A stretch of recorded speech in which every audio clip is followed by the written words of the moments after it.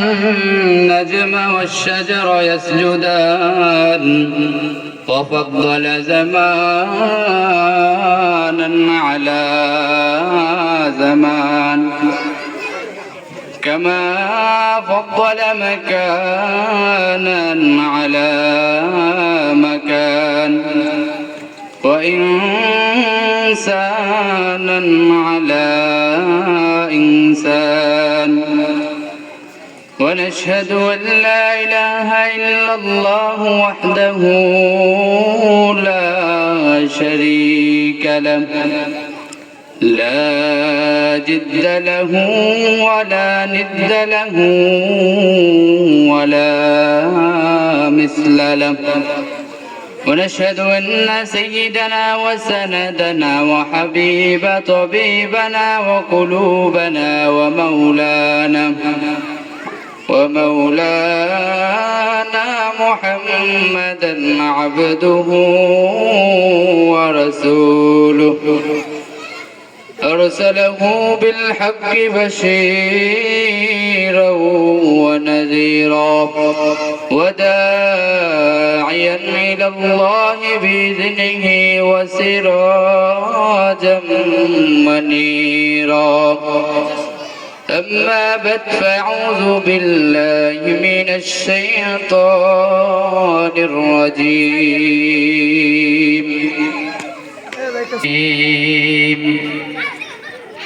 وقضى ربك ألا تعبدوا إلا إياه وبالوالدين إحسانا إما يبلغن عندك الكبر أحدهما أو كلاهما فلا تقل لهما أف ولا تنهرهما وقل لهما قولا كريما واخفض لهما جناح الذل من الرحمة وقل رب ارحمهما كما ربياني صغيرا وقال تعالى في آية أخرى إن الله يأمر بالعدل والإحسان وإيتاء ذي القربى وينهى عن الفحشاء والمنكر وقال النبي صلى الله عليه وسلم كل أمتي يدخلون الجنة إلا من أبى قيل من أبى يا رسول الله قال من أعطاني دخل الجنة ومن عصاني فقد عبى وقال النبي صلى الله عليه وسلم في الحديث الأخرى الدنيا كلها متاع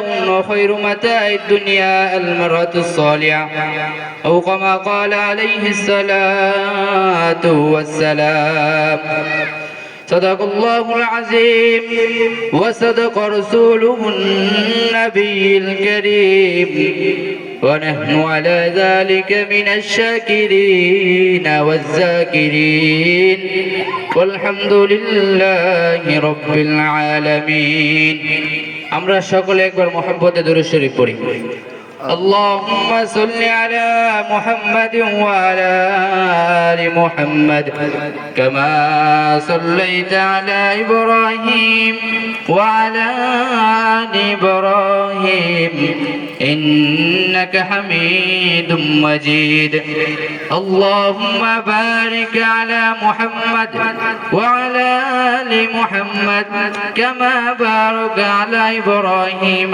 وعلى آل إبراهيم إنك حميد مجيد الحمد لله দত্ত হলাম সাদুল্লাহবাড়ি যুবকবৃন্দের উদ্যোগে দীর্ঘ 9 বছর যাবত এই মাহফিল চালিয়ে আসছে।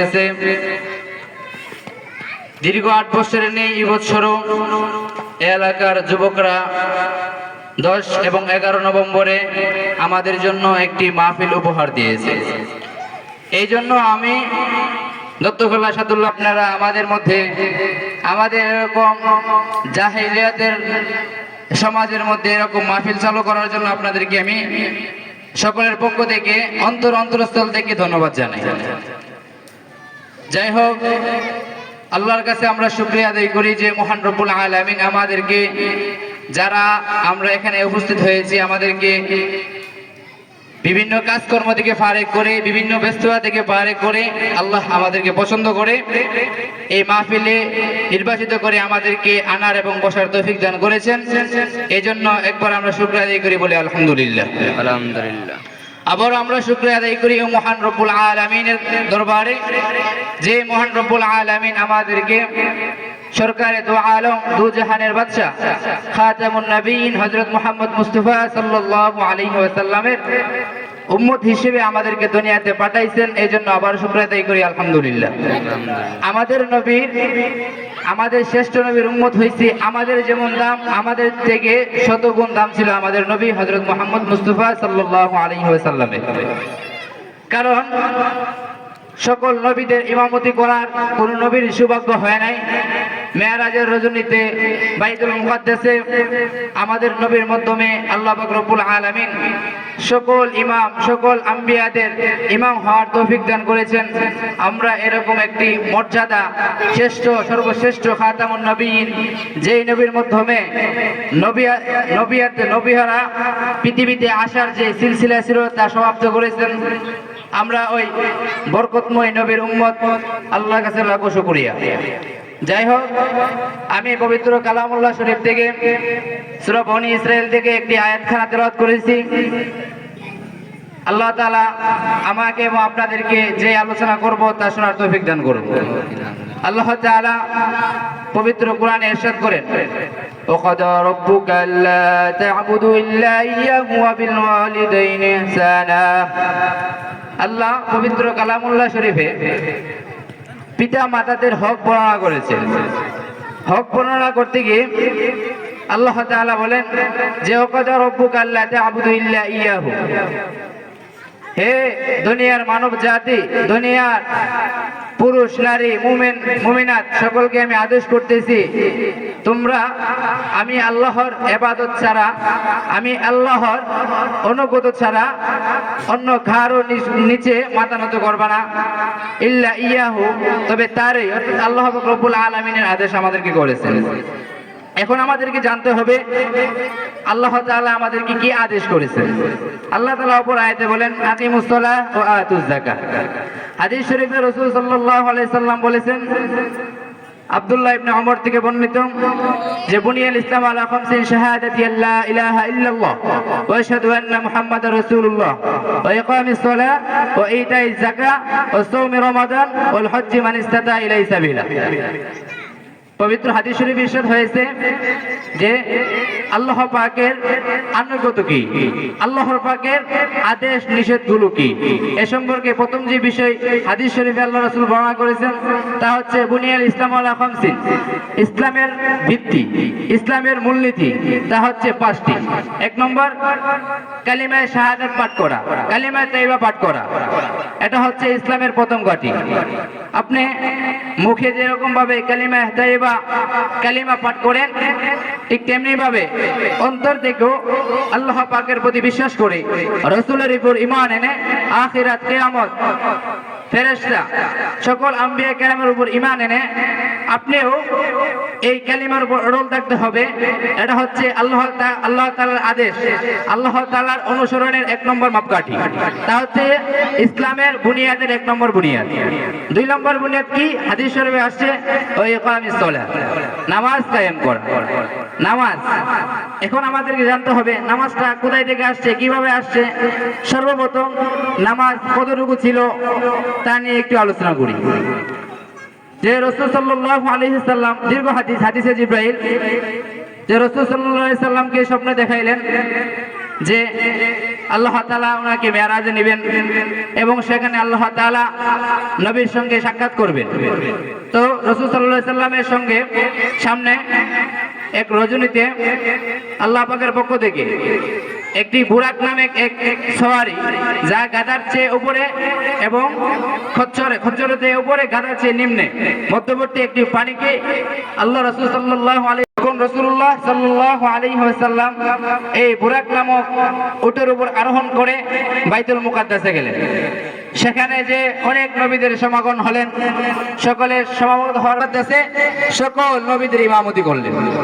তো সেখান থেকে আল্লাহ পাক রব্বুল আলামিনের পক্ষ থেকে যে বুরাক নামক একটি সওয়ারি আল্লাহ তাআলা আল্লাহ রাসূলকে হাদিয়া দিলেন, সওয়ার করার জন্য পাঠাইলেন।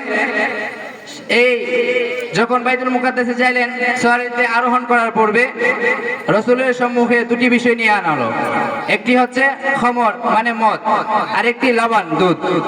দুধ এবং লবণকে মানে দুধ এবং খমর, মদকে আল্লাহ রাসূল সাল্লাল্লাহু আলাইহি ওয়াসাল্লামের সামনে উপস্থিত করা হলো। তখন রাসূলকে বললেন, হে নবী, আপনি কোনটাকে পছন্দ করবেন? দুনিয়ার মধ্যে কি খমর মদটাকে পছন্দ করবেন নাকি লবণ দুধটাকে পছন্দ করবেন? তখন রাসূল সাল্লাল্লাহু আলাইহি সাল্লাম বলেন, আমি লবণ দুধটাকে পছন্দ করলাম। তখন জিবরাইল আমিন ডাক দিয়ে বললেন, হে নবী, আপনি যে দুটা বিষয়ের মধ্যে থেকে পছন্দ করেছেন, এটাই আপনার জন্য সেই ছিল, শ্রেষ্ঠ ছিল, এটাই আপনার জন্য উপকার ছিল। তো খমর কেন আল্লাহ রাসূল গ্রহণ করলেন না? আল্লাহ রাসূল ভাবলেন, যদি আমি খমর গ্রহণ করি তাহলে হতে পারে এই খমরের বিনিময়ে আখিরাতে কোনো খমর আমার কপালে জুটবে না। এই জন্য রাসূল সাল্লাল্লাহু আলাইহি ওয়াসাল্লাম খমর মদকে গ্রহণ না করে লবণ দুধকে গ্রহণ করলেন, আর খমরটাকে সকল মুসলমানের জন্য, নবীর উম্মতের জন্য আখিরাতে পান করার জন্য রেখে দিলেন। অতএব এই হাদিস থেকে প্রতীয়মান হয় যে দুনিয়ার মধ্যে আমরা কোনো মদ পান করব না, মদ আমাদের জন্য থাকবে ইনশাআল্লাহ আখিরাতে। মদ কি রকম হবে? আমরা দুনিয়ার মধ্যে যে মদ পান করি এই মদ হবে না, বরং এরকম সুস্বাদু, এরকম মধুর মদ তৈরি আল্লাহ পাক রব্বুল আলামিন করে দিবেন, যা খাওয়ার সাথে সাথে আপনি বেহুশ হয়ে যাবেন, মানে আপনি বিমুগ্ধকর হয়ে যাবেন আল্লাহ পাকের পক্ষ থেকে যে আপনাকে খবর দেওয়া হবে। তো যাই হোক, সেই বাইতুল মুকাদ্দাস থেকে যে বুরাক নামক যে আরোহণ প্রেরণ করা হলো, এই বুরাকের উপর আরোহণ করে রাসূল সাল্লাল্লাহু আলাইহি ওয়াসাল্লাম প্রথম আসমানে গমন করলেন। প্রথম আসমানে গ্রহণ করার পরে সেখানে যে সাক্ষাৎ করলেন হযরত আদম আলাইহিস সালাম। আদম হচ্ছেন আমাদের আদি পিতা, আমাদের সর্বপ্রথম মানব। আল্লাহ পাক রব্বুল আলামিন এই বুরাক নামক সওয়ারির মধ্য দিয়ে রাসূল সাল্লাল্লাহু আলাইহি ওয়াসাল্লামকে প্রথম আসমানে সওয়ারের জন্য রওনা দিলেন, আল্লাহর সাথে সাক্ষাতের জন্য। প্রথম আসমানে আদমের সঙ্গে সাক্ষাৎ হওয়ার পর হযরত জিবরাইল আলাইহিস সালামকে জিবরাইল এবং আমার সঙ্গে আপনার সর্বশ্রেষ্ঠ নবী, যার মাধ্যমে খাতামুন নবী, নবীদের সিলসিলা শেষ হয়েছে, মুহাম্মদ সাল্লাল্লাহু আলাইহি ওয়াসাল্লামের কে সাথে নিয়ে আসছি। তখন আদম নবী এই প্রথম গিটের প্রথম আসমানের বিষয়টা খুলে দিবেন, তারপরে প্রথম আসমানে সাক্ষাৎ করে মুলাকাত করে দ্বিতীয় আসমানের জন্য রওনা হবে। দ্বিতীয় আসমানে যে সাক্ষাৎ করবে হযরত ইয়াহইয়া আলাইহিস সালামের সঙ্গে। ঠিক এরকমই আদম নবী যেরকম ভাবে প্রশ্ন করেছিলেন, ঠিক তেমনি ভাবে ইয়াহইয়া নবীও সেরকম ভাবে প্রশ্ন করবেন, হে জিবরাইল, তোমার সঙ্গে কে, কাকে নিয়ে আসছো? তখন সে বলবে, সর্বশ্রেষ্ঠ নবী হযরত মুহাম্মদ মুস্তাফা সাল্লাল্লাহু আলাইহি ওয়াসাল্লামকে সাথে করে নিয়ে আসছি। তারপর ইয়াহইয়া নবী ওই 2 নম্বর যে আসমান রয়েছে, আসমানের গিট খুলে দেওয়া হবে। তখন ইয়াহইয়া নবীর সঙ্গে আল্লাহ রাসূল জিবরাইল আলাইহিস সালাম সাক্ষাৎ করবে। সাক্ষাৎ করার পরে আবার তৃতীয় আসমানে রওনা হবে। তৃতীয় আসমানে যে সাক্ষাৎ করবে হযরত ইউসুফ আলাইহিস সালাম। ইউসুফ হচ্ছে ওই নবী যাকে কূপের মধ্যে তার ভাইয়েরা ষড়যন্ত্র করে নিক্ষেপ করেছিল।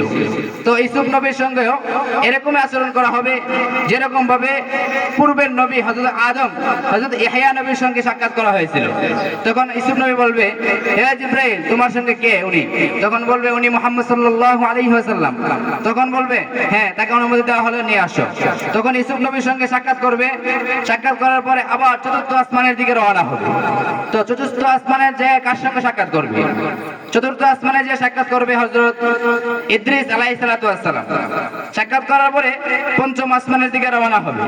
পঞ্চম আসমানে কি? পঞ্চম আসমানে হচ্ছে হযরত হারুন আলাইহিস সালাতু ওয়াস সালাম। হারুনের সঙ্গে পূর্বের যে 5 নবীর সঙ্গে সাক্ষাৎ হয়েছিল এরকম ভাবে সাক্ষাৎ করবে। সাক্ষাৎ করার পরে মুলাকাত করবে, স্বাগতম জানাবে। স্বাগতম জানাবার পরে আবার ষষ্ঠ আসমানের দিকে রওনা হবে। ষষ্ঠ আসমানে যে সাক্ষাৎ করবে হযরত মুসা আলাইহিস সালাতু ওয়াস সালামের সঙ্গে। মুসা নবী তো ওর ইতিহাস আপনি জানেনই, অত্যন্ত রাগী একজন নবী ছিলেন, হকের বিরুদ্ধে বড় কঠোর ছিলেন। ওই নবীর সঙ্গে সাক্ষাৎ করার পর আবার নবী থেকে বিদায় নিয়ে সপ্তম আকাশ হযরত ইব্রাহিম আলাইহিস সালাতু ওয়াস সালামের সঙ্গে সাক্ষাৎ করবে। তো ইব্রাহিম নবীকে, ইব্রাহিম নবী হচ্ছে আমাদের জাতির পিতা। এখন বর্তমানে আমরা গত কয়েক বছর যাবত যে স্বৈরাচারী ছিল, জোরদার পাথর ছিল শেখ হাসিনা, শেখ হাসিনার পিতাকে আমরা জাতির পিতা মানি, অথচ আমাদের জাতির পিতা হচ্ছে হযরত ইব্রাহিম আলাইহিস সালাতু ওয়াস সালাম। যাই হোক, ওই ষষ্ঠ আকাশ অতিক্রম করে সপ্তম আকাশে হযরত ইব্রাহিম আলাইহিস সালাতু ওয়াস সালামের সঙ্গে সাক্ষাৎ করবে রাসূল সাল্লাল্লাহু আলাইহি ওয়াসাল্লাম এবং হযরত জিবরাইল আলাইহিস সালাম। তো সেখানে গিয়ে ইব্রাহিম নবীকে কি অবস্থা, কোথায় পাবে? সেখানে যে জিবরাইল আমিন এবং রাসূল সাল্লাল্লাহু আলাইহি ওয়াসাল্লাম, আমাদের নবী, আমাদের জাতির পিতা হযরত ইব্রাহিম আলাইহিস সালাতু ওয়াস সালামকে পাবে, যে তিনি বাইতুল মামুর নামে যে মসজিদ রয়েছে এই মসজিদের দালান দিয়ে বসে আছে। বাইতুল মামুর কি? বাইতুল মামুর হচ্ছে যে এটা এমন একটি বরকতময় মসজিদ যে মসজিদের পাশেই হযরত ইব্রাহিম আলাইহিস সালাম সপ্তম আসমানে সেখানে অবস্থান করতেছে। এই মসজিদের মধ্যে প্রত্যেক দিন 70,000 ফেরেশতা অতিক্রম করে। এই ফেরেশতা জীবনে দ্বিতীয়বার আর অতিক্রম করতে পারে না। তো চিন্তা করে দেখেন ফেরেশতার সংখ্যা কতটুকু। এই প্রত্যেক আমরা যারা রয়েছি প্রত্যেকের ডানে কাঁধে ফেরেশতা রয়েছে।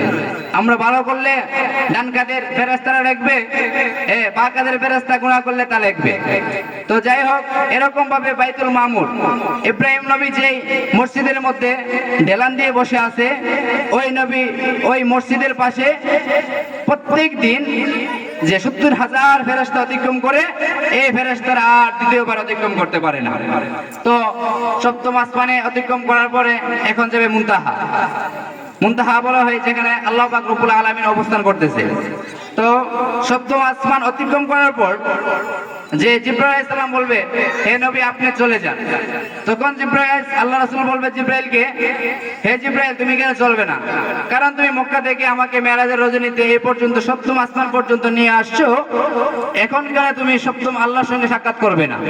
তখন জিবরাইল আমিন ডাক দিয়ে বলবে যে হে নবী, আমার সাক্ষাৎ, আমার সময়, আমার অতিক্রমের স্থান ছিল সপ্তম আসমান, আর সপ্তম আসমানের পরে সাক্ষাৎ অতিক্রম করার ক্ষমতা আপনার রয়েছে, আর কারণ নয়। তখন জিবরাইল আলাইহিস সালাম সেখানে অবস্থান করবে। আল্লাহ পাক রব্বুল আলামিনের সঙ্গে আল্লাহ রাসূল সেখানে যে সাক্ষাৎ করলেন, সেখানে যাওয়ার পরে আল্লাহ পাক থেকে সাক্ষাৎ মুলাকাত করার পরে সেখান থেকে বিদায় নিয়ে আসবে। তো আল্লাহ পাক রব্বুল আলামিনের সাথে সাক্ষাৎ করার পরে আর কয়েকটা ঘটনা রয়েছে, তা আপনাদের সম্মুখে উল্লেখ করি। যে আল্লাহ পাক যখন আল্লাহ রাসূলকে মেরাজের রজনীতে আল্লাহর সাথে সাক্ষাৎ করার জন্য অনুমতি দিলেন, তখন রাসূল সাল্লাল্লাহু আলাইহি সাল্লাম জান্নাত নামক যে একটা জিনিস রয়েছে এটা অতিক্রম করলেন, এবং জাহান্নাম নামক যে একটা বিষয় রয়েছে তাও অতিক্রম করলেন। তো জান্নাতে যাওয়ার পরে দেখতে পারলেন যে কত মানুষ যে তারা দুনিয়ার মধ্যে গুনাহ করত, কিন্তু তারা জান্নাতে চলে আসছে। তখন রাসূল সাল্লাল্লাহু আলাইহি ওয়াসাল্লাম আশ্চর্যিত হয়ে বলবে, হে জিবরাইল এদের অবস্থা কি, এরা কেন জান্নাতে? কারণ তারা দুনিয়ার মধ্যে বিভিন্ন রকম গুনাহ, বিভিন্ন রকম বিষয়ে লিপ্ত ছিল। তখন জিবরাইল আমিন বলবে, হে নবী, আল্লাহ পাক রব্বুল আলামিন কারো আমল দেখে না, বরং মনের যে ইখলাস, মনের যে নিয়ত, এগুলো দেখে। তো আমরা যে এখানে আসছি ওয়াজ শোনার জন্য, আল্লাহ তাআলা আমাদের ইবাদত, নামাজ, রোজা, হজ, যাকাত দেখবেন, আল্লাহ তাআলা একটা উসিলা চাই, একটা উসিলা চাই। আপনার ইখলাস কি? যে আপনি ওয়াজ শুনতে আসছেন, আপনি কি আমলের নিয়তে যে ওয়াজটুকু শুনবেন এই মোতাবেক জীবনযাপন করার জন্য কি আসছেন, নাকি শুধু মানুষকে লোভ দেখানোর জন্য যে আমি ওয়াজ শোনার জন্য গেছি, বাড়িতে যে বুঝ দিব যে আজকে তো আমি ওয়াজ শুনে আসছি, এই জন্য আসছি কিনা? অতএব আমাদের সর্বদাই সর্বক্ষেত্রে আমাদের ইখলাসটা ঠিক রাখতে হবে, আমাদের নিয়তটা ঠিক রাখতে হবে, নিয়ত সহি কিনা। আপনি বুখারী শরীফের প্রথম হাদিস, আল্লাহ রাসূল ইরশাদ করেন ইন্নামাল আমালু বিন্নিয়াত, যে প্রত্যেক কাজের এই কর্মফল হচ্ছে নিয়ত। আপনার নিয়ত ঠিক, আপনার সব ঠিক। নিয়তের ব্যাপারে একটা বিষয় বলি, যে যখন মক্কার মধ্যে সাহাবায়ে কেরামকে, রাসূলকে মক্কার কাফেররা বিভিন্ন নির্যাতন, বিভিন্ন অত্যাচার করতে লাগলেন, তখন রাসূল সাল্লাল্লাহু আলাইহি ওয়াসাল্লাম একজন মহিলার প্রেমে পড়ে গেলেন। যে মহিলাকে ভালোবেসে মহিলা যখন মদিনায় হিজরত করলেন, তখন মহিলা অফার দিলেন যে, হে যুবক, যদি তুমি হিজরত করতে পারো, আমার জন্য যদি হিজরত করতে পারো, তাহলে আমি তোমার হয়ে যাব, অর্থাৎ তোমার প্রেমে আমি চলে যাব। তখন সে ওই মহিলার জন্য সে হিজরত করলো, তার নিয়ত ঠিক ছিল না। তখন রাসূল সাল্লাল্লাহু আলাইহি ওয়াসাল্লাম সেই মদিনায় গিয়ে মিম্বরের মধ্যে অবস্থান করলেন, সেখানে উঠে বললেন ইন্নামাল আমালু বিন্নিয়াত। প্রত্যেক মুমিনের, প্রত্যেক মানুষের যে নিয়তকে আল্লাহ পাক রব্বুল আলামিন দেখবেন। তো এতে আমাদের নিয়তটা ঠিক রাখতে হবে। তো আপনার নিয়ত যদি হয় যে আমি মক্কা শরীফে যাব, মক্কা শরীফে যেয়ে হজ করব, তাহলে আপনি যে নিয়ত করছেন, এই নিয়ত করার সাথে সাথে আল্লাহ পাক রব্বুল আলামিন আপনার আমলনামায় একটি নেকি লিখে দিবেন। আর যখন আপনি যে ভালো কাজের নিয়ত করেছেন, নিয়তটা পূরণ করার সাথে সাথে আপনার আমলনামার ডবল নেকি লেখা হবে। তো এতে হজের বিষয়। এখন নামাজ, এখন যে আমরা যদি প্রত্যেকে মনে করি যে নামাজ পড়বো, নামাজ করার জন্য নিয়ত করি, ইখলাস ঠিক করি যে আজকে আমি কাজকর্ম করব, তবে নামাজটা মিস করব না। আপনি নিয়ত করেন, ইনশাআল্লাহ দেখবেন নিয়ত করার ফলে আপনার মনের ইখলাস ঠিক হওয়ার পরে যে কোনো ব্যস্ততাই আপনার আসুক না কেন, যে কোনো পেরেশানি আসুক না কেন, নিয়ত হওয়ার কারণে আল্লাহ পাক রব্বুল আলামিন ওই পেরেশান, ওই ব্যস্ততাকে কাটিয়ে আপনাকে সুস্থভাবে, সবলভাবে, নম্রভাবে মসজিদে নিয়ে আসবেন। অতএব আমাদের ইখলাসটা ঠিক করতে হবে। তো যাই হোক, আমি বলতেছিলাম নামাজের বিষয়টা। ইসলামের বুনিয়াদ 5টি: কালিমা পড়া, নামাজ। তো নামাজের জন্য জান্নাতের বিষয়টা গেল।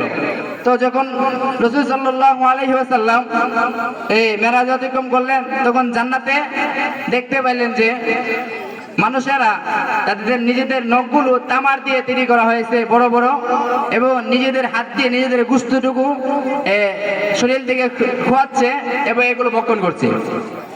তখন জিবরাইল আলাইহিস সালামকে জিজ্ঞাসা করেন আল্লাহ রাসূল, হে জিবরাইল, এদের শাস্তি কি জন্য হয়েছে, তারা এই শাস্তির মুখোমুখি কেন? তখন জিবরাইল আলাইহিস সালাম বললেন, তারা দুনিয়ার মধ্যে দুশ্চর্চা করত, অর্থাৎ মানুষের গীবত করত, একজনের বিষয় আরেকজনের কাছে নিয়ে প্রকাশ করত, দুজনের মধ্যে দ্বন্দ্ব লাগাই দিত। এই কারণে আল্লাহ পাক রব্বুল আলামিন এদের নখগুলোকে তামা দিয়ে বড় করে দিয়েছে, এবং তারা তাদের নিজেদের নখগুলো দিয়ে তাদের গোশতগুলো খুলছে এবং এগুলো ভক্ষণ করছে। তখন রাসূল সাল্লাল্লাহু আলাইহি সাল্লাম মেরাজ থেকে আসার পরে আয়া মক্কার মধ্যে ঘোষণা করলেন যে লা ইয়াদখুলুল জান্নাতা কাত্তাতুন, যে জান্নাতের মধ্যে কোনো সুকুলকুর, কোনো নিন্দা প্রকাশকারী একজনের বিষয়ে আরেকজনের কাছে যায় প্রকাশ করবে, এরকম বিষয় জান্নাতে প্রবেশ করবে না। তো যাই হোক, সপ্তম আসমান অতিক্রম করার পরে, আল্লাহর সাথে সাক্ষাৎ করার পরে, সব বিষয় সমাধান হওয়ার পরে যখন রাসূল সাল্লাল্লাহু আলাইহি ওয়াসাল্লাম দুনিয়ার মধ্যে আসতে শুরু করলেন, তখন আল্লাহ পাক রব্বুল আলামিন বললেন, হে নবী, আপনি তো অতিক্রম করে আসছেন, এখন আপনি চলে যাবেন, আপনার উম্মতের জন্য কিছু হাদিয়া নিয়ে যান। তখন রাসূল সাল্লাল্লাহু আলাইহি ওয়াসাল্লাম বলেন, হাদিয়া কি? নাও, এই 5 ওয়াক্ত নামাজ নিয়ে যাও, আপনার উম্মতকে বলবে যে তারা যেন এই 5 ওয়াক্ত নামাজ পড়ে। তো আল্লাহর সাথে সাক্ষাৎ করার পরে আল্লাহ রাসূল সাল্লাল্লাহু আলাইহি সাল্লাম এই 50 ওয়াক্ত নামাজ নিয়ে দুনিয়ার দিকে ভ্রমণ করতে শুরু করলেন। সপ্তম আসমান অতিক্রম করে ষষ্ঠ আকাশে আসার পরে মুসা নবীর সঙ্গে সাক্ষাৎ হয় আবার দ্বিতীয়বার। তখন মুসা নবী বললেন, হে মুহাম্মদ সাল্লাল্লাহু আলাইহি ওয়াসাল্লাম, আপনি তো আপনার প্রভুর সঙ্গে সাক্ষাৎ করেছেন, অতএব আপনার প্রভু, আপনার খোদা আপনাকে কি উপহার দিয়েছে? তখন রাসূল সাল্লাল্লাহু আলাইহি ওয়াসাল্লাম বললেন যে আমাকে আল্লাহ পাক রব্বুল আলামিন 50 ওয়াক্ত নামাজ দিয়েছেন, এগুলো যেন আমি নিয়ে যাই এবং আমার উম্মতের কাছে যে প্রকাশ করি, তারা যেন এগুলো পালন করে।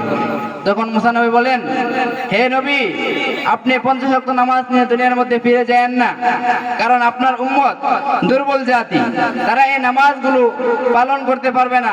যেন আপনি আবার দ্বিতীয়বার আল্লাহ পাক রব্বুল আলামিনকে সাক্ষাৎ করে বলেন, হে আল্লাহ, আপনি আমার থেকে কিছু নামাজ কমিয়ে দেন।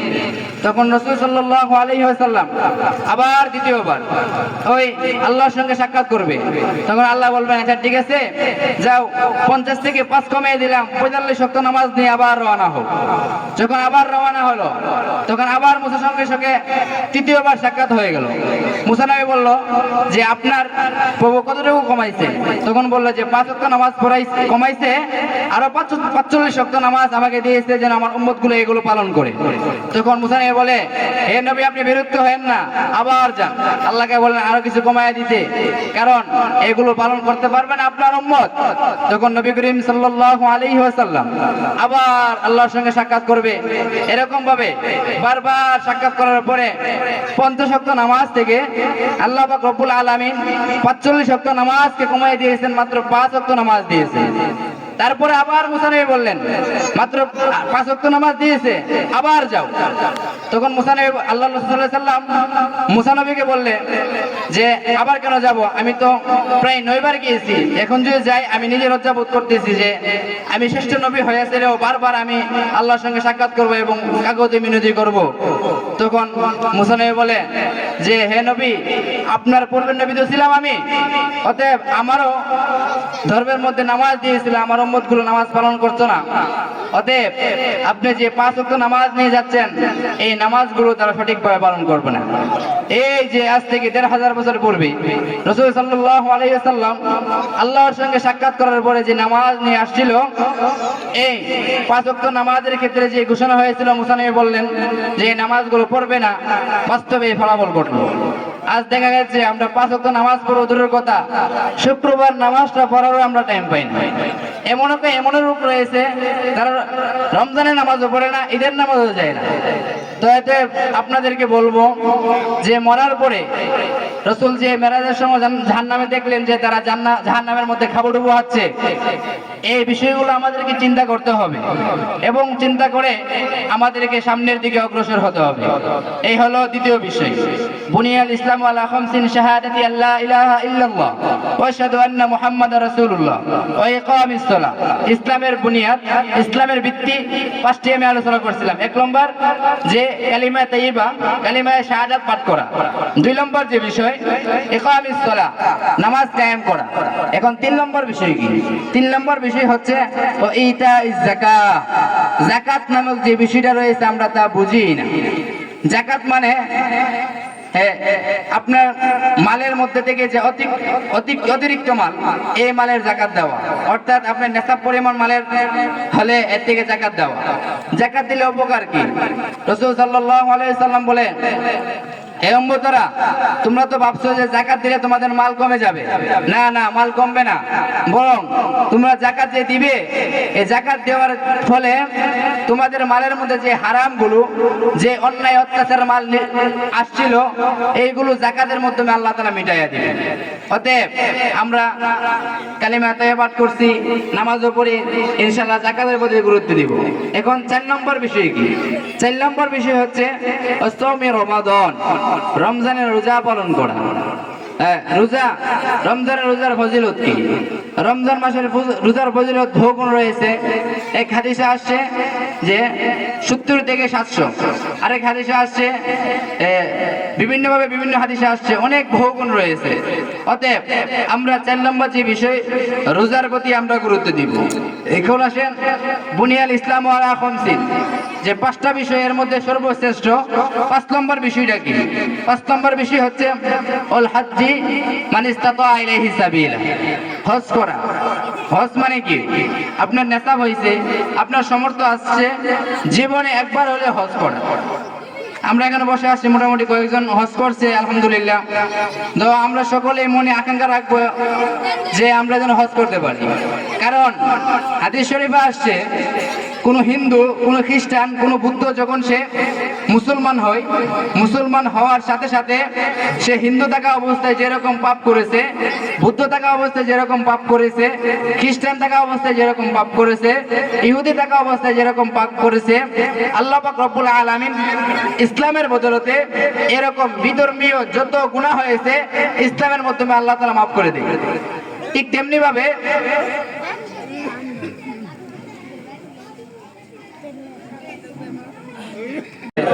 তো যাই হোক, এটা হচ্ছে আমার প্রথম বিষয় এবং প্রথম বিষয়ের আলোচনা। এখন আসেন আল্লাহ তাআলা পবিত্র কালামুল্লাহ শরীফে কি ইরশাদ করেন।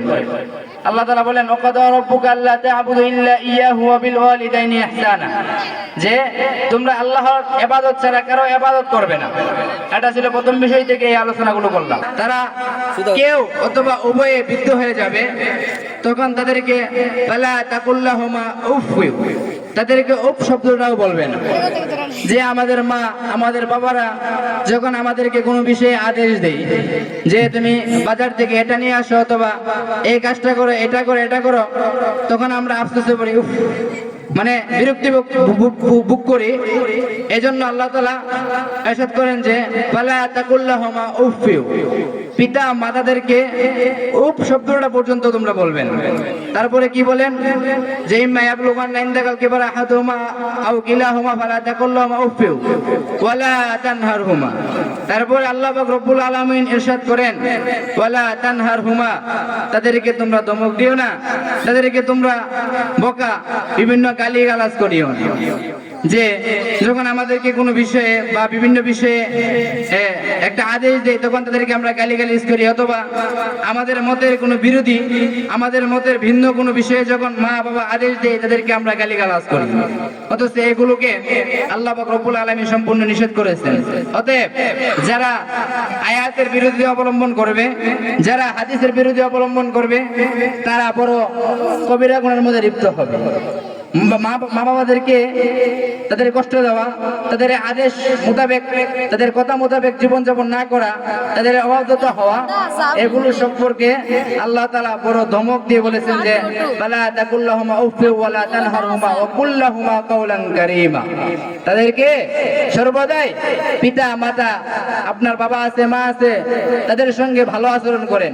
আরে যার বাবা চলে গেছে, যার মা চলে গেছে, সে বুঝে মার মর্যাদা কত, বাবার মর্যাদা কত।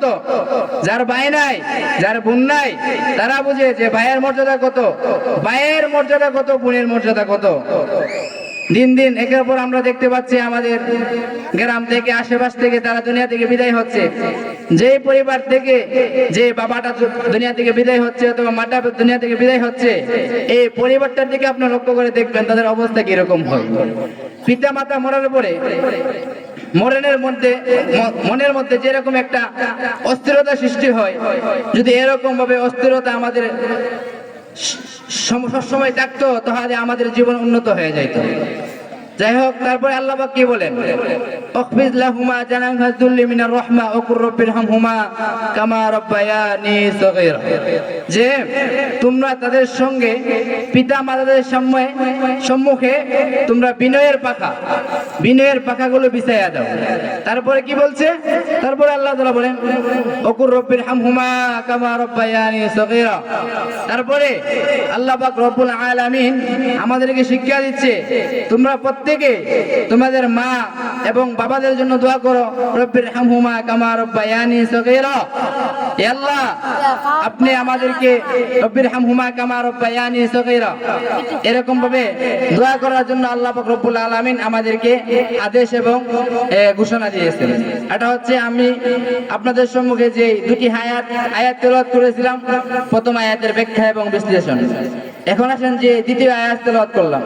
আল্লাহ তাআলা বলেন, ইন্নাল্লাহা ইয়া'মুরু বিল আদলি ওয়াল ইহসান ইহসান ওয়া ইতাই যিল কুরবা ওয়া ইয়ানহা আনিল ফাহশাই ওয়াল মুনকার ওয়াল বাগি। আল্লাহ তাআলা আদেশ করেন ইন্নাল্লাহা ইয়া'মুরু বিল আদল। আল্লাহ তাআলা নেই ইনসাফ প্রতিষ্ঠা করার জন্য আল্লাহ তাআলা আদেশ করছেন। তারপরে কি আদেশ করছেন? ওয়াল ইহসান, মানুষের প্রতি সদাচরণ করা। তো তারপরে কি আদেশ করছেন? ওয়া ইতাই যিল কুরবা, নিকট আত্মীয়দের সঙ্গে ভালো আচরণ করা। তারপরে ওয়া ইতাই যিল কুরবা ওয়া ইয়ানহা আনিল ফাহশাই ওয়াল মুনকার,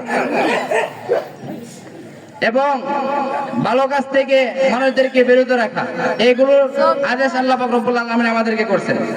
যে প্রথম বিষয় ইন্নাল্লাহা ইয়া'মুরু বিল আদল, আল্লাহ পাক রব্বুল আলামিন আমাদেরকে আদল, ন্যায় পরায়ণের আদেশ করছেন। ন্যায় পরায়ণ কি? ন্যায় পরায়ণ হচ্ছে যখন সমাজের মধ্যে কোনো সালিশ ডাকা হয়, সমাজের মধ্যে কোনো দরবার, কোনো বিষয়ে ঝামেলা হলে যখন মাজমা জমা করা হয়, তখন এই বিষয়ে কয়েকজন সর্দার থাকে। সর্দারের রায় মোতাবেক এই যে দরবার অনুষ্ঠিত হয়। তো এই দরবারের ক্ষেত্রে দেখা যায় যে যারা সর্দারি করে তারা ঘুষ খায়, যে নিরপরাধ তার বিপক্ষে তারা ফায়সালা দেয়, তার পক্ষে নিরপরাধের পক্ষে ফায়সালা না দিয়ে তারা তার বিপক্ষে ফায়সালা দেয়। এটাকে বলা হয় আদল। এই ক্ষেত্রে আপনি তাদের বিপক্ষে ফায়সালা না দিয়ে আপনি তাদের পক্ষে ফায়সালা দেন। আপনি ঘুষ খেয়েছেন অথবা বিভিন্ন বিষয়ে তাদের প্রতি টান থাকার কারণে যার অপরাধ নাই তার বিপক্ষে ফয়সালা দিয়েছেন, মনে রাখবেন কিয়ামতের দিন, দুনিয়ার মধ্যে আপনি বেঁচে গেছেন, কিয়ামতের দিন আল্লাহ পাক রব্বুল আলামিনের আযাব থেকে আপনি কখনো রক্ষা পাইবেন না। তো দুই নম্বর বিষয় কি? আল্লাহ তাআলা বলেন ইন্নাল্লাহা ইয়া'মুরু বিল আদলি ওয়াল ইহসান। আল্লাহ তাআলা ইহসানের আমাদেরকে আদেশ করেছেন। ইহসান কি? একটা ঘটনা বলি, আপনারা ইহসান সম্পর্কে পরিপূর্ণ বুঝে যাবেন। যে এক যুবক মদিনা নবীজির রওজায় সাক্ষাৎ করার জন্য রওনা হলেন। নবীজির রওজা 3:30 সময়। তখন যুবক একটা উটের মধ্যে আরোহণ করলেন। 3:30 সময় তো হাঁটে যাওয়া সম্ভব নাই, আর আগের যুগে তো গাড়ি ছিল না, অতএব সেই সময় ছিল সওয়ারি, উট ছিল, গাধা ছিল। তো উটের মধ্যে মানুষ সওয়ারি আরোহণ করত, গাধার মধ্যে তারা আরোহণ করত। তো ঠিক তেমনি ভাবে ওই যুবক নবী করিম সাল্লাল্লাহু আলাইহি ওয়াসাল্লামের রওজায় সাক্ষাৎ করার জন্য, সালাম দেওয়ার জন্য যুবক উটের উপর রওনা হলো। যখন যুবক রওনা হলো 3:30 মাইল থেকে 200 মাইল অতিক্রম করার পরে যুবকের মধ্যে বড় ক্লান্তি চলে আসলো। যুবক বলল, সামনে যদি আমি কোনো একটা গাছ পাই বা বাগান পাই তাহলে কিছুক্ষণ সেখানে রেস্ট নিব, ঘুমাইবো, তারপরের দিন আবার রওনা হব। তখন যুবক 200 মাইল অতিক্রম করার পরে একটা বাগান পেল। এই বাগানের মধ্যে গিয়ে তার উটটারে বাগানের পাশে বেঁধে রাখলেন এবং যুবক সে বিশ্রাম নিতে লাগলেন। যুবক যখন ঘুমিয়ে গেল তখন উটটা ওই বাঁধ থেকে ছুটে গেল। ছুটে গিয়ে যে বাগানের কানিতে সে রেস্ট নিচ্ছিল, বসেছিল, এই উটটা ওই বাগানের ভিতরে প্রবেশ করে বাগানের ভিতরে যে চারা গাছগুলো ছিল এই গাছগুলোকে পিষে ফেললো। তখন বাগানের যে মালিক মুরব্বী, এক মুরব্বী, সে বাগান তালাশ করার জন্য, বাগানের খোঁজখবর নেওয়ার জন্য, বাগানে কোনো কিছু হয়েছে কিনা তা দেখাশোনা করার জন্য আমরা নাকি যাই। আমাদের যে খেত কামার করি আমরা সকালবেলা যে দেখি যে গরু বাছুর উঠছে কিনা, ঠিক তেমনি ভাবে ওই মুরব্বী লোকটাও তার বাগানকে দেখার জন্য যে বাগানে কোনো কিছু আসছে কিনা, বাগানে কোনো ক্ষয়ক্ষতি হয়েছে কিনা, তো এই মুরব্বী এসে দেখলো যে একটা উট সে বাগানের ভিতরে গাছগুলো খাচ্ছে এবং গাছগুলোকে পিষে ফেলছে। তখন মুরব্বী সে রাগান্বিত হয়ে মাথার গরম হওয়ার পরে সে উটটাকে একটা ঢিল দিয়ে মেরে ফেলল। তখন যুবক ও ঘুম থেকে উঠে দেখলো যে ওই মুরব্বী যে তার উটটাকে খুঁজে পাচ্ছে না। খোঁজ করতে লাগলো যে আমি 3:30 মাইল অতিক্রম করে নবীজির রওজায় গিয়ে সাক্ষাৎ করব, মাত্র 200 মাইল অতিক্রম করছি, আরো 150 মাইল রয়েছে, 150 মাইল কিভাবে আমি অতিক্রম করব? তো যুবক তার উটটাকে তালাশ করার জন্য বের হয়ে গেল। তালাশ করতে করতে ওই বাগানের এক পাশে যা দেখলো উটটা এক পাশে মরে পড়ে আছে, আর যে মুরব্বী লোকটা এই উটটাকে মেরে ফেললো সেও দাঁড়ায় আছে। তো মুরব্বী লোকটা চিন্তা করলো, হাই, আমি তো রাগের মাথায় ওই উটটাকে মেরে ফেলছি, এখন যদি আমি এখান থেকে পালিয়ে যাই, হয়তো কিয়ামতের দিন, কাল কিয়ামতের দিন আল্লাহর আদালতে ধরা পড়ে যাব। হয়তো দুনিয়া থেকে যার উট এর মালিক থেকে বেঁচে যাইতে পারি, কিন্তু কিয়ামতের দিন আল্লাহ পাক রব্বুল আলামিনের আদালত থেকে, আল্লাহ পাকের গ্রেফতার থেকে আমি কখনো বাঁচতে পারবো না। এই কথা চিন্তা করে ওই মুরব্বী লোকটা উটের পাশে দাঁড়িয়ে আছে, আর যুবকটা ঘুম থেকে উঠে ওই মরা উটের পাশে যায়, দেখলো মুরব্বী দাঁড়ায় আছে। তখন বললে যে এই উটটাকে কে মারলো? তখন মুরব্বী বলল, বাবা প্রথমে তুমি রাগান্বিত হয় না, ধৈর্য ধারণ করো। তুমি আগে আমার কথা শুনো যে কেউ কি হয়েছে, যে তুমি পাশে আমার উটের পাশে, বাগানের পাশে উটটা বেঁধে রাখছো, আর সে আমার বাগানে প্রবেশ করে গাছগুলো খেয়ে ফেলছে এবং গাছগুলোকে পিষে ফেলছে। যুবক, আমি রাগান্বিত হয়ে ওই উটটাকে ঢিল দিলাম, সে মরে গেল। অতএব তোমার উটের ক্ষতিপূরণ কত লাগবে আমার থেকে নিয়ে নাও। তখন ওই যুবক চিন্তা করলো, আরো 150 মাইল রয়েছে, আমি কিভাবে অতিক্রম করবো? সে রাগান্বিত হয়ে ওই বৃদ্ধকে মেরে ফেললো। তখন ওই বৃদ্ধ মারার পরে বৃদ্ধর 2 সন্তান ছিল, তারা বললো যে বাবা দীর্ঘক্ষণ হয়েছে, অনেক সময় হয়েছে, বাড়ি থেকে বের হয়েছে, এখনো বাবা আসে না। তখন এই 2 যুবক বাবার তালাশ করার জন্য ওই বাগানের পাশে যে দেখলো যে এক পাশে উট মরে আছে, আর অপর পাশে যে উটটা মরে আছে এবং ওই বৃদ্ধ লোকটা মারা আছে। তখন ওই যুবকও দাঁড়িয়ে আছে। যুবককে বলল, হে যুবক, উটকে মারলো কে আর আমার বাবাকে মারলো কে? তখন যুবক বলল, হে সন্তানেরা, তোমরা রাগান্বিত হয় না, আমার কথা ধৈর্য সহকারে শুনো। আমি আল্লাহর প্রতি বিশ্বাস করে আমি ইচ্ছা করলে এখান থেকে চলে যাইতে পারতাম, কিন্তু আল্লাহর প্রতি বিশ্বাস করে, কিয়ামতের দিনের প্রতি বিশ্বাস করে আমিও রাগান্বিত। তোমার বাবা যেরকম ভাবে রাগান্বিত হয়ে উটটাকে মেরে ফেললো, আমিও ঠিক তেমনি ভাবে রাগান্বিত হয়ে তোমার বাবাকে মেরে ফেললাম। অতএব তোমাদের ক্ষতিপূরণ কত লাগবে, কি লাগবে, সেটা নিয়ে নাও, তোমরা অস্থির হয়েও না। অতএব তারা ওই যুবককে ধরে, আর ওই সময় ছিল হযরত ওমর রাদিয়াল্লাহু তাআলার খেলাফতকাল, তখন তারা এই যুবককে ধরে, কারণ ইসলামের আইন কি, আল কিসাসু বিল কিসাস, মানুষ হত্যা করলে তার বদলা হত্যা করতে হবে।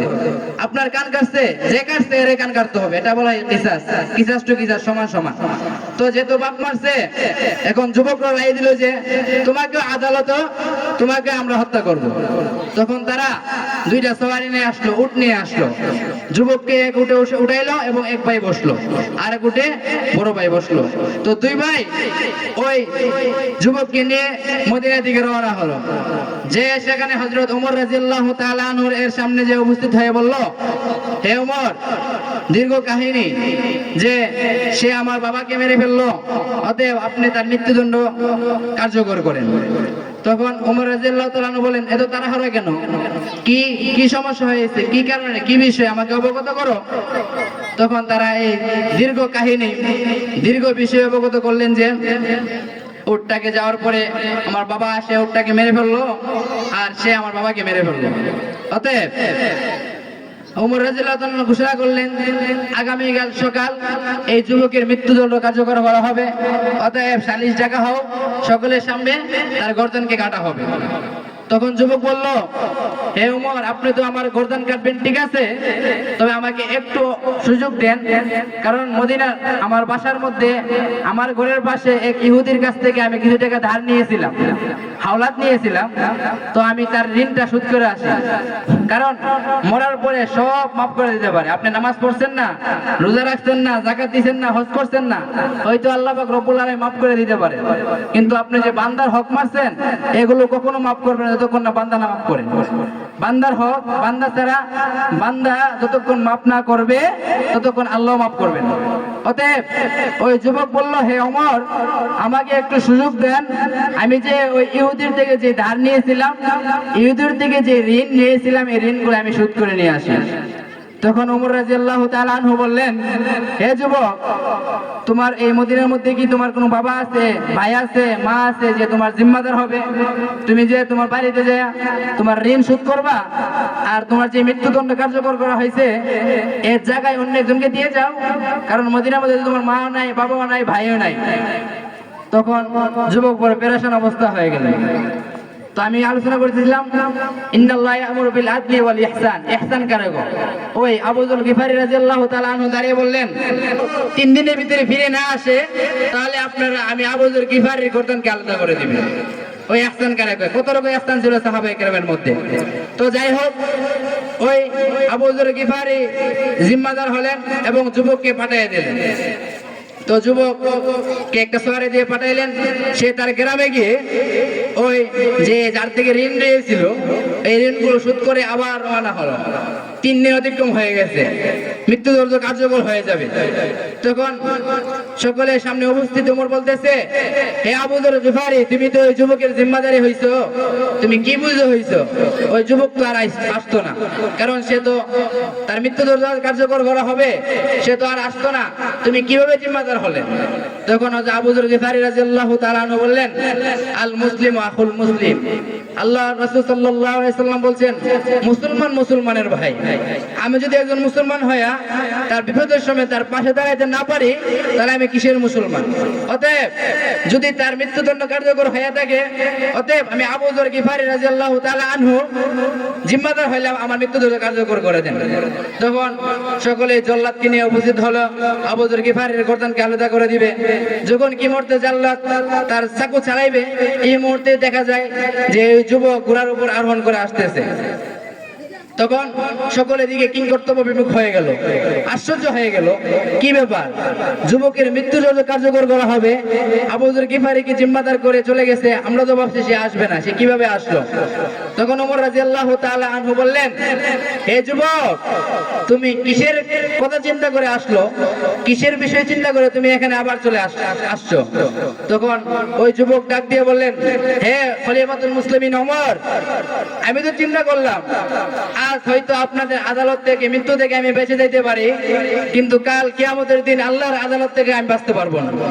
অতএব আমি ওই ইহুদির ঋণ শোধ করে চলে আসছি, অতএব আপনি আমার মৃত্যুদণ্ড কার্যকর করেন এবং আমার জিম্মায় যে আবু যর গিফারি ছিল তাকে মুক্ত করে দেন।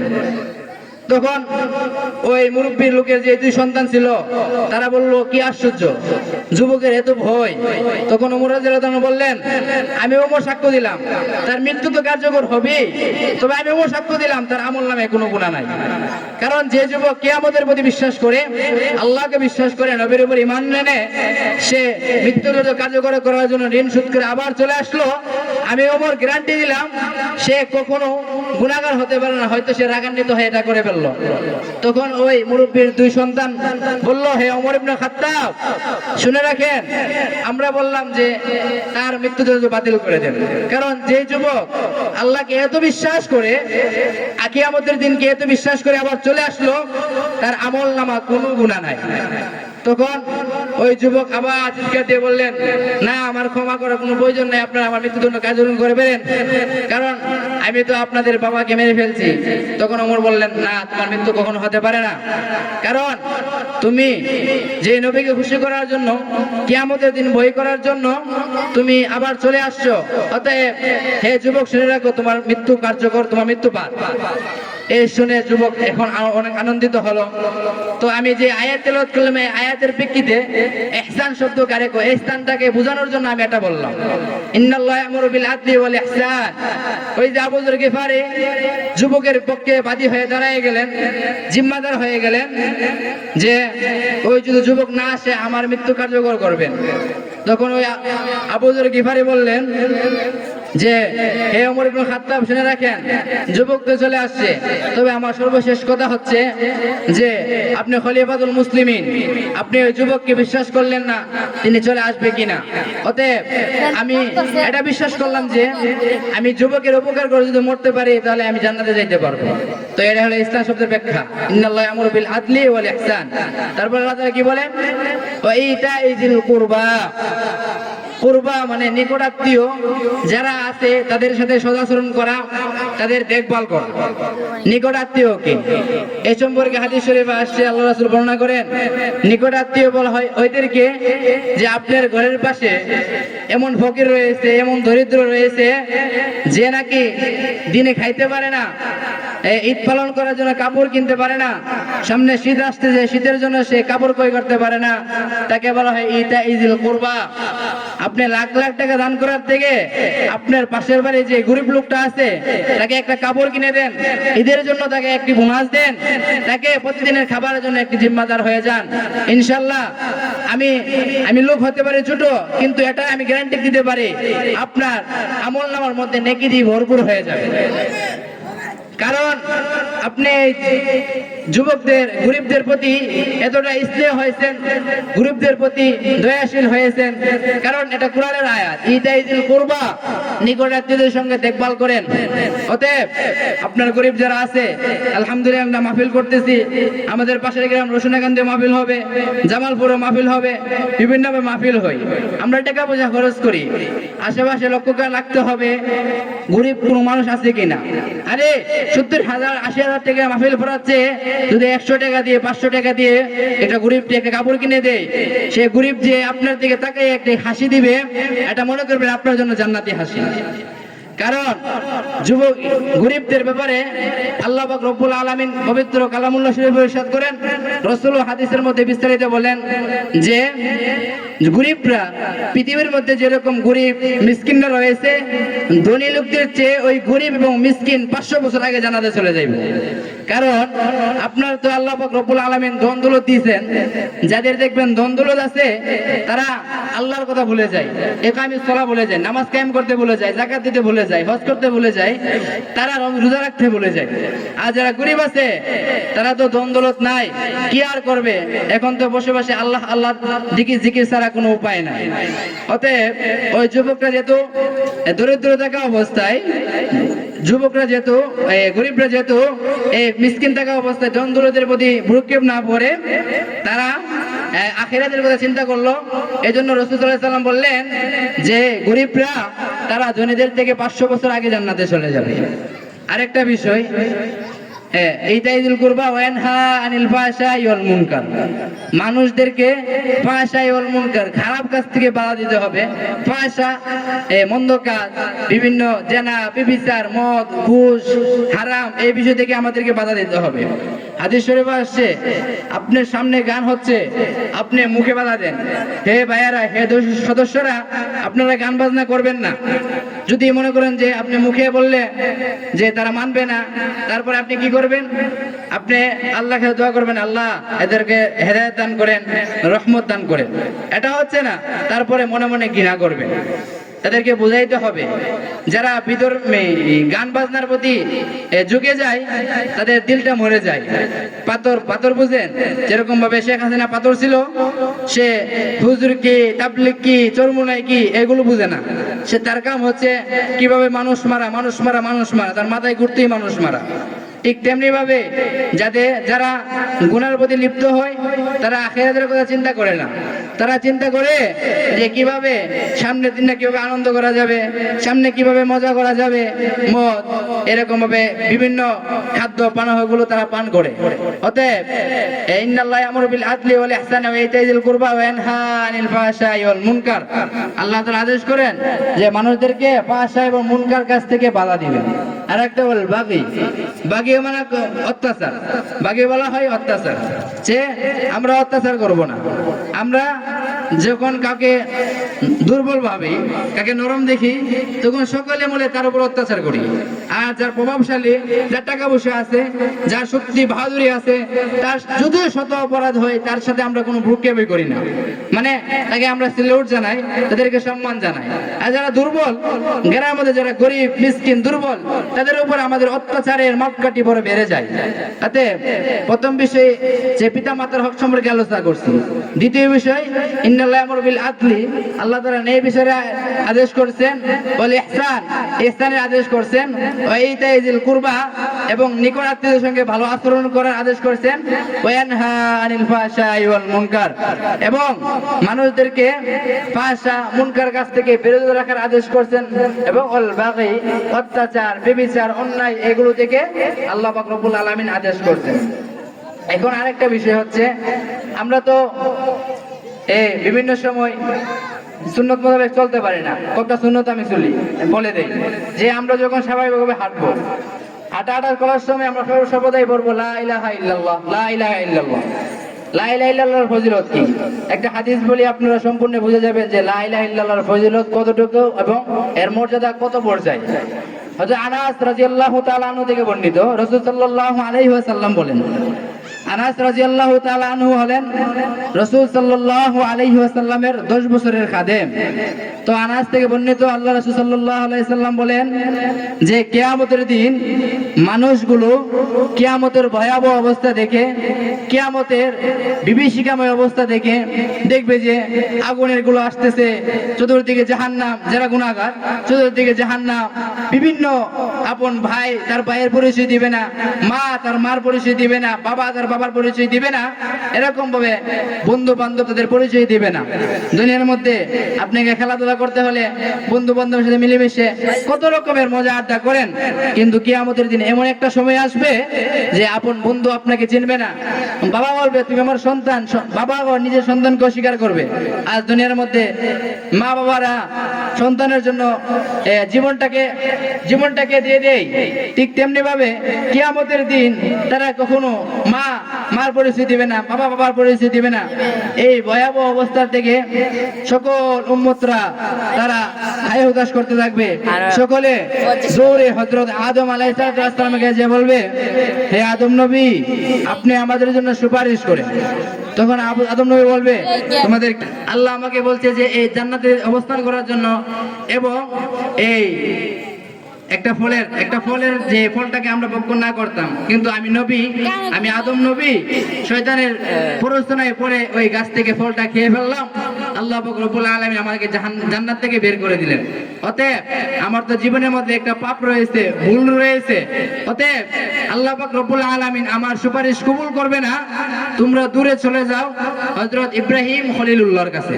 তখন সকল মানুষ এই কিয়ামতের দিন ভয়াবহ অবস্থার সময় হযরত ইব্রাহিম খলিলুল্লাহর কাছে দূরে যা বলবে, হে নবী আপনি তো আমাদের জাতির পিতা, আপনার নামে আমরা হজ কুরবানি এগুলো করি, অতএব নবী আপনি আমাদের জন্য সুপারিশ করেন। দেখুন ইব্রাহিম নবী বলবে, হে উম্মতেরা, হে মানুষেরা, সুপারিশ করার ক্ষমতাও আমার নাই। কারণ কি? কারণ আমার জীবনে 3টা ভুল হয়েছে। ভুল কি? আমার স্ত্রী যখন আমার সঙ্গে সফর করতে লাগলেন, রওনা হতে লাগলেন, তখন ওই অত্যাচারী বাচ্চা খবর পাঠালেন যে ওই মহিলাকে ধরে নিতে। তখন ওই অত্যাচারী বাচ্চা সম্মুখে আমি ইব্রাহিম নবী বললাম যে ইনি আমার স্ত্রী নয়, বরং আমার বোন। আর ওই সময় রীতি ছিল যে আপন ভাই বোনের সামনে দর্শন করা হইতো না, জিনা করা হইতো না। অতএব আমার স্ত্রীকে বাঁচানোর জন্য আমি স্ত্রীর পরিচয় না দিয়ে বোনের পরিচয় দিলাম, এটা হচ্ছে আমার ভুল। এরকম ভাবে আমার ভুলের কারণে হয়তো আল্লাহ পাক রব্বুল আলামিন আমার সুপারিশ কবুল করবে না। অতএব তোমরা চলে যাও হযরত মুসা কালিমুল্লাহর কাছে, কারণ তিনি আল্লাহর সঙ্গে সাক্ষাৎ করেছেন।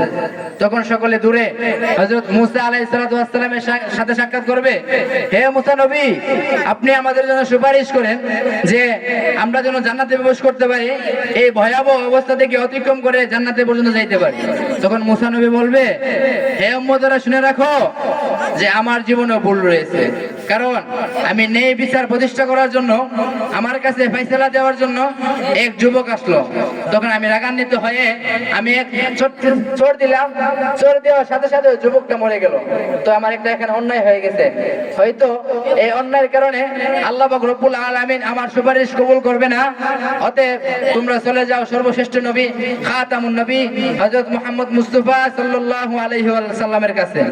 তখন দূরে ওই কিয়ামতের অবস্থার সময় তারা মুসা নবীর কাছে হযরত মুহাম্মদ মুস্তাফা সাল্লাল্লাহু আলাইহি সাল্লামের সামনে যে বলবে, হে নবী আপনি আমাদের জন্য সুপারিশ করেন।